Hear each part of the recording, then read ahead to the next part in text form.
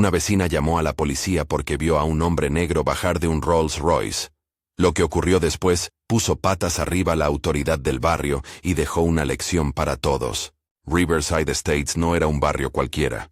Calles arboladas, muros discretos con seguridad en la entrada, y casas con jardines que parecían sacados de un catálogo. Puertas de madera barnizada, fachadas de piedra, y a menudo, un coche de lujo aparcado junto al porche. Allí gobernaba con mano firme y orgullo visible, Denise Patterson. Era la presidenta de la Asociación de Propietarios, la persona que presidía reuniones, revisaba facturas y se aseguraba de que el vecindario mantuviera su estándar. Para muchos, Denise encarnaba el orden. Para otros, representaba la vigilancia constante de una comunidad que no toleraba sorpresas. Aquella mañana de verano el sol golpeaba el asfalto, y el brillo del Rolls Royce destacaba como una nota discordante. Pintura oscura, líneas limpias, la figura del espíritu del éxtasis perfilarse sobre la rejilla delantera. Julian Alexander Kingston salió del coche con la calma de quien ha hecho ese trayecto muchas veces en otras vidas. No vino para presumir, venía por papeles, documentación relacionada con la compra recientemente formalizada de parte del complejo residencial, un trámite que, según él, debía revisarse en persona. Julian era un empresario serio, cabeza de Kingston Holdings, la firma que meses atrás había cerrado la compra mayoritaria que, en la práctica, le otorgaba control sobre la propiedad. Denise lo vio bajar del coche y por un segundo, la escena encajó en su mapa mental de lo sospechoso. Un hombre de raza negra en un Rolls Royce, en un barrio donde ella ejercía la vigilancia del orden. Lo que vino después fue rápido. Se acercó con paso decidido, ceño fruncido, palabras medidas que buscaban controlar la situación. Pidió explicaciones sobre el coche. Sugirió, con una mezcla de incredulidad y acusación contenida, que quizás el vehículo no pertenecía a quien lo conducía. Julian, tranquilo, respondió con educación, parcos claros, que era el propietario o que representaba a la entidad que ahora tenía el título. Sus palabras no aplacaron la sospecha. La semilla estaba plantada. Las bocas de varias casas se abrieron. Ventanas y porches se llenaron de vecinos que miraban con interés. Margaret Chin, asistente de Denise, y presencia habitual en las gestiones del HOA, apareció detrás de su jefa. Frank Morrison, residente veterano con años en el vecindario y la costumbre de mediar cuando la tensión subía, se acercó con la intención de calmar ánimos. Pero la situación ya había tomado un carril propio. Denise tomó su teléfono y marcó el número de emergencia. No hubo dramatismo en la llamada. Fue más bien la decisión de una autoridad local ante algo que percibía como una potencial irregularidad. Creo que este coche puede ser robado, contó a los operadores en términos que justificaban su llamada. La acción estaba tomada, había activado un mecanismo que ahora no tenía marcha atrás. Mientras esperaba la llegada de la policía, Julian se sentó en el escalón del porche, sin imponer su tranquilidad, pero sin mostrar nerviosismo. Miró el coche como quien repasa mentalmente los papeles que llevaba en una carpeta. Los vecinos comenzaron a sacar sus teléfonos. La escena se hizo viral en cuestión de minutos entre quienes vivían allí. Algunos grababan con curiosidad, otros, con la ansiedad propia de una comunidad que no disfruta de sorpresas. ¿Qué harías tú si vieras esto?, pensó más de uno. La tensión en el aire era palpable, respiraciones contenidas, miradas afiladas, la espera como un hilo que alguien podría cortar en cualquier momento. Si te interesa este tipo de historias, suscríbete y cuenta desde dónde nos ves. El sonido de la sirena no tardó en escucharse. Llegó una patrulla y, al bajar, la oficial María Martínez tuvo esa serenidad profesional que se forja con experiencia. Voz calmada, movimientos medidos, mirada atenta. Entró en el escenario con una sola intención: verificar. No venía a juzgar sin datos. Pidió a Julian su identificación y la documentación pertinente. Pidió a Denise que explicase lo sucedido. Hizo lo que debe hacer quien representa al orden. Separar las versiones, contrastar hechos, comprobar identidad.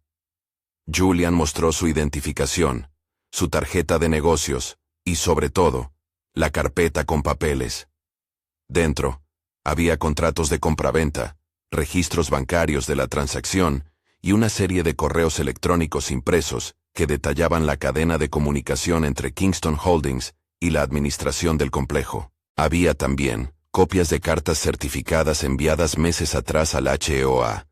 La oficial Martínez las revisó con profesionalidad, hizo preguntas cortas, escribió notas, y cuando lo consideró necesario, realizó una llamada breve a la central para confirmar ciertos datos.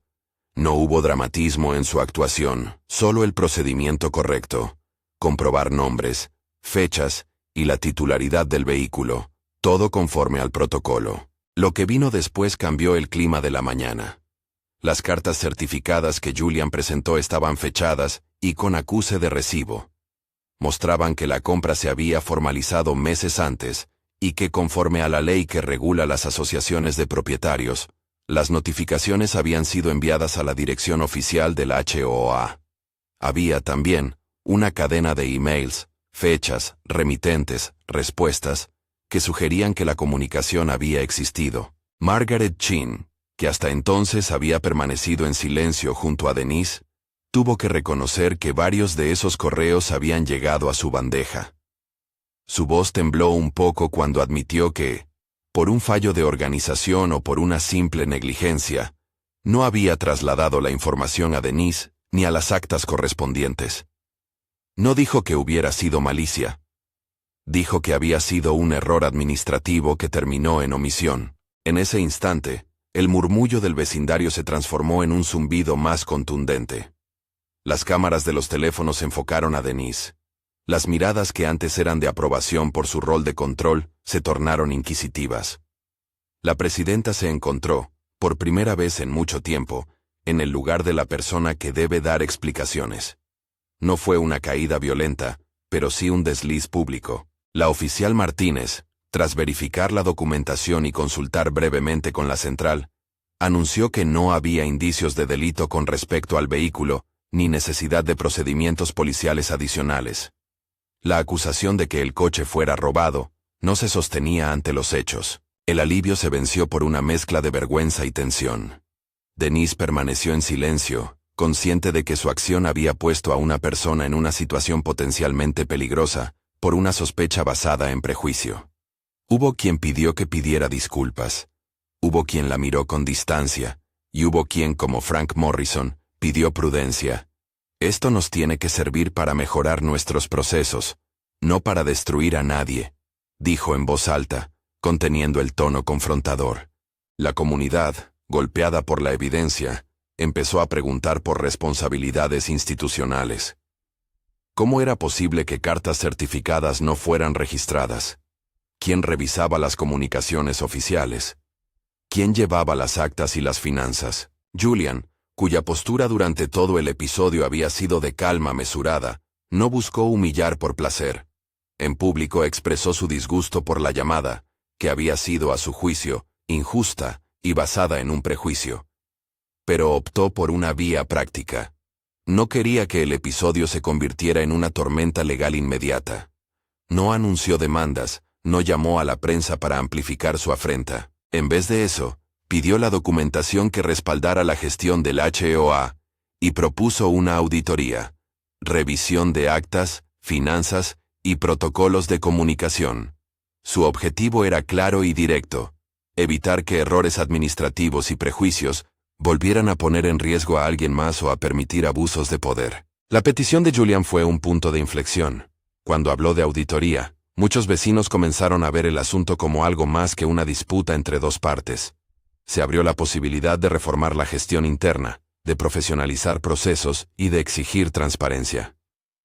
Se habló de revisar quién tenía acceso a las comunicaciones, de implementar un sistema de registro que impidiese que cartas certificadas quedaran sin constatación y de someter a votación cambios en la directiva del HOA. Denise, que hasta ese momento había ejercido un liderazgo sin demasiadas preguntas, se encontró de pronto bajo escrutinio institucional.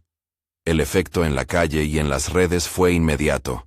Las grabaciones circulaban entre grupos de vecinos, y al poco, entre contactos de la ciudad.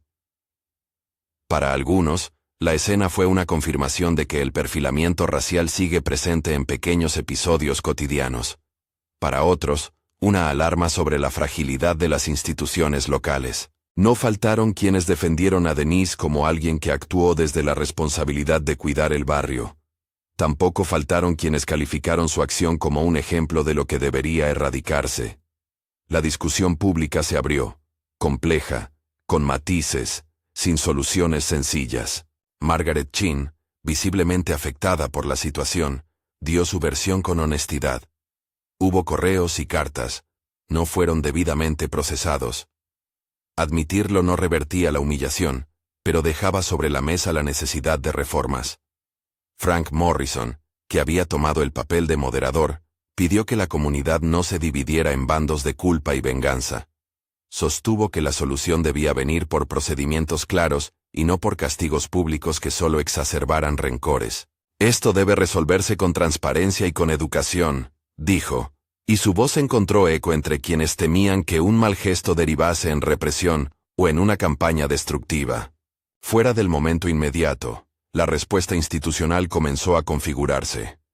Se sugirió una auditoría interna y la convocatoria de una reunión extraordinaria de propietarios para revisar las actas y los procedimientos. No fue un anuncio de castigo, fue la materialización de una demanda de responsabilidad. Julian dejó claro que quería pruebas escritas, actas, correos, recibos de notificación, y propuso que la auditoría la realizase una firma externa o un comité imparcial designado por la comunidad. Insistió en que su intención no era destruir a Denise, sino garantizar que nadie más sufriera acusaciones infundadas por prejuicio o por desorden administrativo. Aún así, el dolor del episodio quedó visible. Para Julian, la experiencia fue un recordatorio de la fragilidad que la sospecha puede activar en la vida cotidiana. Para Denise, fue un golpe a su autoridad y a su orgullo. Reconoció que la situación puso en evidencia sus errores de gestión y la manera en que los prejuicios pueden colorear la percepción de la realidad. Para los vecinos, fue una llamada de atención. El orden que se presume puede ocultar fallas y sesgos. Y para la oficial Martínez, fue un recordatorio del papel que la policía no debe ocupar. El de juez sin pruebas. Su intervención, profesional y mesurada, evitó que la situación escalara a algo legalmente imprudente. Hay detalles que permanecen en la memoria de quienes presenciaron la escena. El brillo de la insignia en el capó del Rolls-Royce, la tinta azul de los sellos en las cartas certificadas, el brillo frío del teléfono de Denise mientras marcaba el 911, la carpeta de Julian con contratos que, de forma irrefutable, atestiguaban su derecho. Esos objetos fueron pruebas materiales que hicieron caer la acusación. Pero el episodio puso sobre la mesa algo más profundo. La facilidad con que una percepción puede convertirse en acción punitiva cuando falta verificación, y cuando el poder social, sea el de la presidencia de un HOA o el de una posición en la comunidad, no se equilibra con responsabilidad. La comunidad comenzó a cambiar, no de la noche a la mañana, pero sí con pasos visibles. Se convocaron reuniones donde se discutió la profesionalización de la administración del HOA y la implementación de mecanismos de registro y transparencia. Se habló de formación sobre sesgo implícito para quienes ocupaban cargos de responsabilidad. Se planteó que, antes de llamar a las autoridades, se aplicasen protocolos de verificación interna que evitaran exponer a personas inocentes. Hubo propuestas concretas. Digitalizar el registro de comunicaciones, designar doble firma para las notificaciones importantes y crear un buzón oficial que dejaría constancia electrónica de cada entrega. La solución no era mágica, no borró la tensión ni el resentimiento inmediato, pero ofreció una hoja de ruta. Transformar un error en una oportunidad para reformar procesos. Julian, por su parte, aceptó que la comunidad necesitaba transparencia y ofreció cooperar en la auditoría.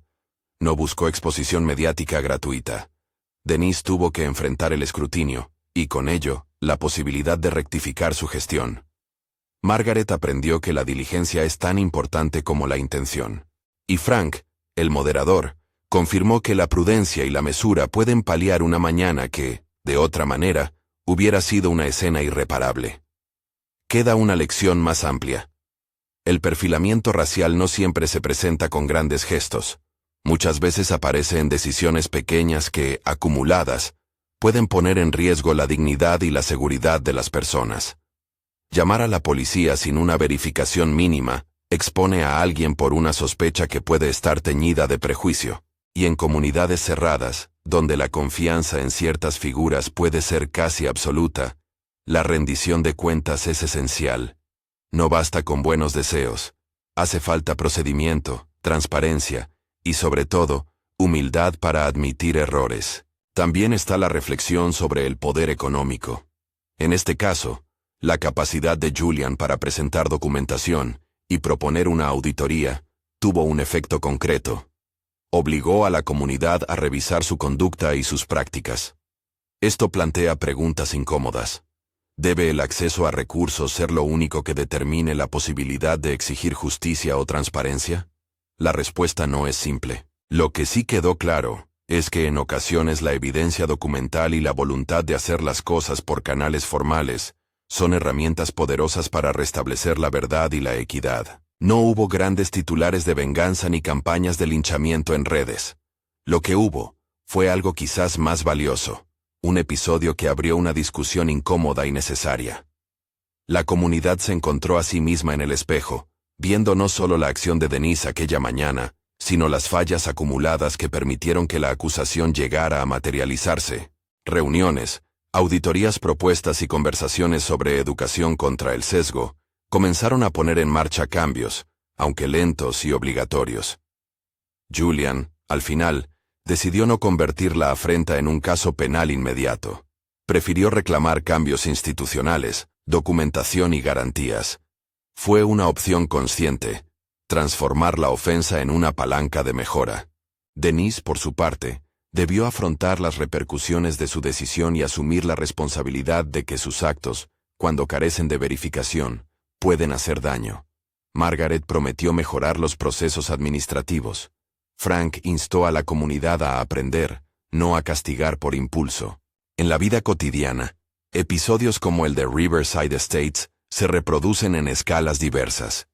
En tiendas, estacionamientos, ascensores, reuniones de vecinos. A veces se resuelven sin consecuencias. Otras veces, con menos suerte, terminan en tragedia. Precisamente por eso la historia de aquel día sirve como aviso. La sospecha sin comprobación puede convertirse en arma. La mejor defensa contra el perfilamiento no es la indignación punitiva, sino sistemas que obliguen a verificar, a documentar y a rendir cuentas. Gobernar una comunidad exige algo más que vigilancia. Exige humildad, orden y procedimientos que protejan a todos. Al terminar aquel encuentro, mientras el sol bajaba y las sombras de los árboles alargaban las aceras, quedó sobre la calle un silencio diferente.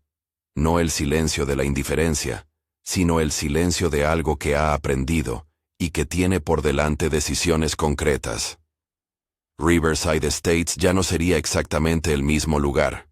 La memoria colectiva había incorporado una advertencia, y aunque las reformas tardarían y nada se resolvía de manera automática, se vislumbraba la posibilidad de un cambio real, mayor transparencia, procedimientos claros y, con suerte, menos decisiones precipitadas motivadas por prejuicio. Si alguna enseñanza queda, es que la justicia y la convivencia no se sostienen solo en buenas intenciones, ni en la confianza ciega en autoridades locales. Se sostienen en reglas claras, en responsabilidad y en la habilidad de reconocer errores. Aquel episodio, que empezó con una llamada por un coche y una sospecha, terminó siendo una oportunidad para que una comunidad examinara sus prácticas y para que quienes ejercen poder lo hagan con conciencia del impacto de sus actos. Cuéntanos en los comentarios si has presenciado algo parecido en tu comunidad, o qué medidas crees que deberían implementarse para evitar situaciones semejantes. Comparte este vídeo para que esta conversación llegue a más personas y ayude a que la prevención y la responsabilidad se conviertan en norma.